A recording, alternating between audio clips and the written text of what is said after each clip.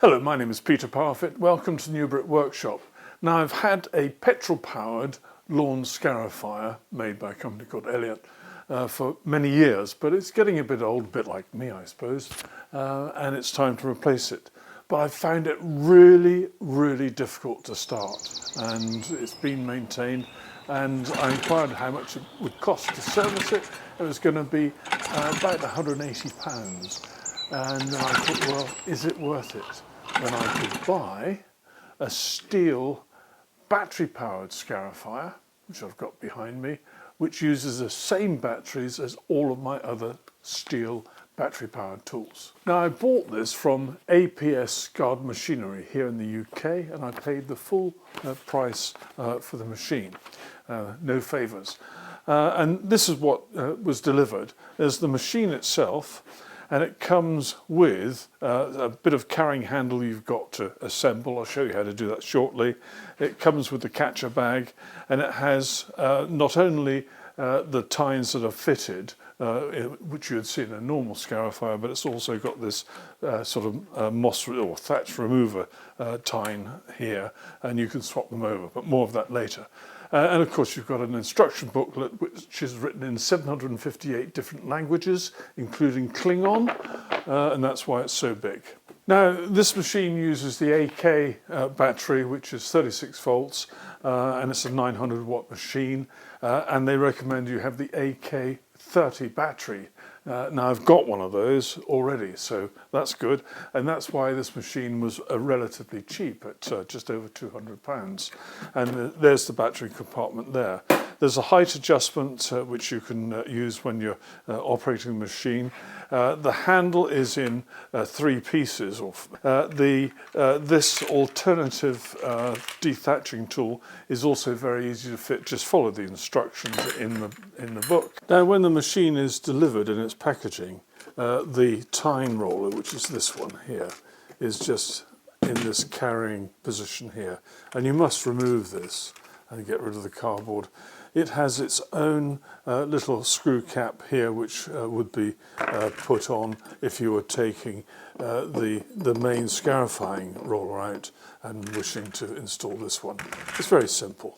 Right, to assemble this grass bag, hold it with this handle part here in your hand, and then feed this in, and with the handle bit going over the top of the fabric. And if you look carefully at the shape of these bits of rubbery plastic, you can see there's a space for the bit of bar to go through. Now, this bottom piece is a bit tricky, and there it goes, slowly but surely. That's that bottom bit on. I'll slide it over slightly, and I'll just do this final bit here. Now, in order to assemble the handles, you've got four of these little screws with a little tightening knob provided in the kit. I've shoved one of them through this piece. You'll note that there are square slots here, and that's for the head of the screws. Now, for the two bolts which are on this side, the right-hand side, we need to have a cable attachment fitted.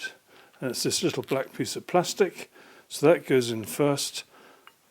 Then we pop it through there like so, put that in place, put the washer on, and then the knob. Now, it's quite a clever arrangement because when you undo these, it's got a gap between two parts of the thread on the bolts, so if it were to work loose, the knob wouldn't come off and get lost. That's that knob in there, and now what I can do is to thread the lead for the power into these pieces here. That's it. So that's in business now, and you can adjust the handle angle quite easily and then tighten it up like so, and do the same on both sides. So apart from putting the battery in, it's ready to run. The whole idea of scarifying is to get rid of the thatch, which is the dead grass, which is deep inside the bed of the lawn, and also the moss, which is a nuisance, of course. And in order to make it easier to scarify, it's a good idea to give the lawn a fairly close cut. and I've got this one on number 3 on this mower, but whatever your mower needs to get it down reasonably low.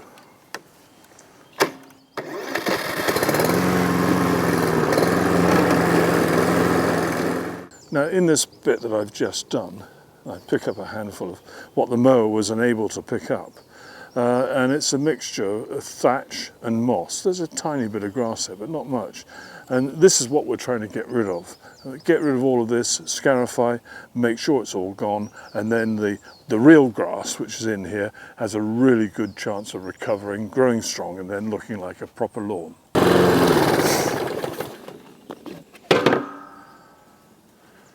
And here you can see some of the thatch which the mower is picking up at this stage, and that's before I've scarified. In order to start the scarifier, there's a button here. You press that in and then squeeze the handle. And as soon as you let go of the handle, it stops. Now I've turned this around so you can see the grass bag, which is here. It's not particularly big, and I've found from my experience that these do tend to fill up very quickly. And sometimes it's quicker to leave the scarifying bits on the ground and then use the leaf blower to get them into a heap. But I'll just see how well this bag does.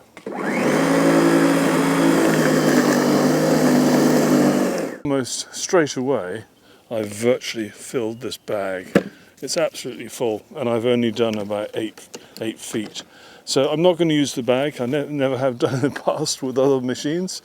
So it's nothing to do with the machine. It's just common sense. And when you're using your scarifier, do not allow the machine to go over any paved areas. Only use it on the grass.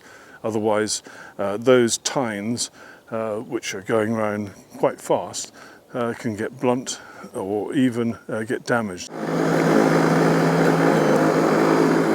Now you can see how effective this is, and the area I'm doing today is just a bit more than an AK30 battery would cope with, but it doesn't matter. One can take a break, and whilst you're having a nice cup of coffee, recharge the battery. Now I have never seen so much thatch come up as this when I've been scarifying before with the old machine, and I think I'm giving this machine quite a tough job to do because there's just so much of it, but it's managing and it's making a good job. I've got to get rid of this now, so I'm going to get my leaf blower. Uses the same battery system and no petrol to pour in or anything like that, so I'm going to use my leaf blower to bring this all into a heap, and then I can pick it up.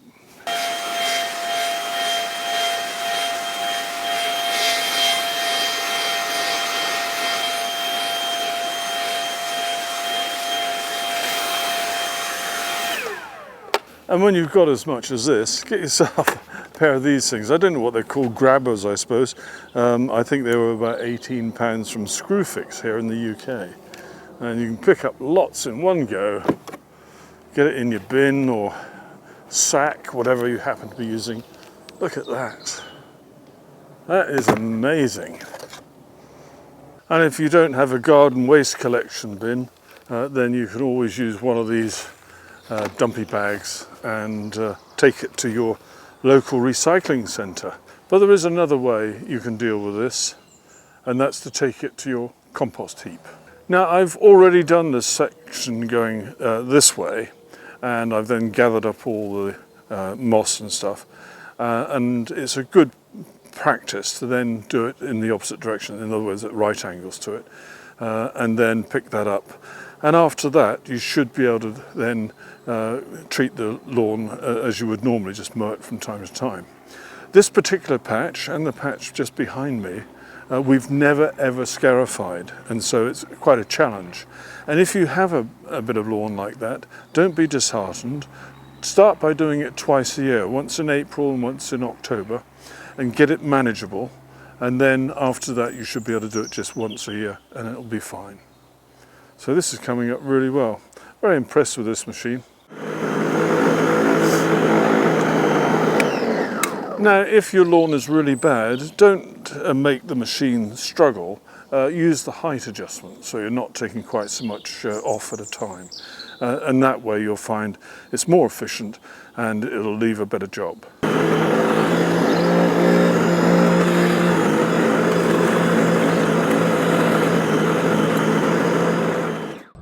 Now I've just done the whole of this patch on one charge of my AK30 battery.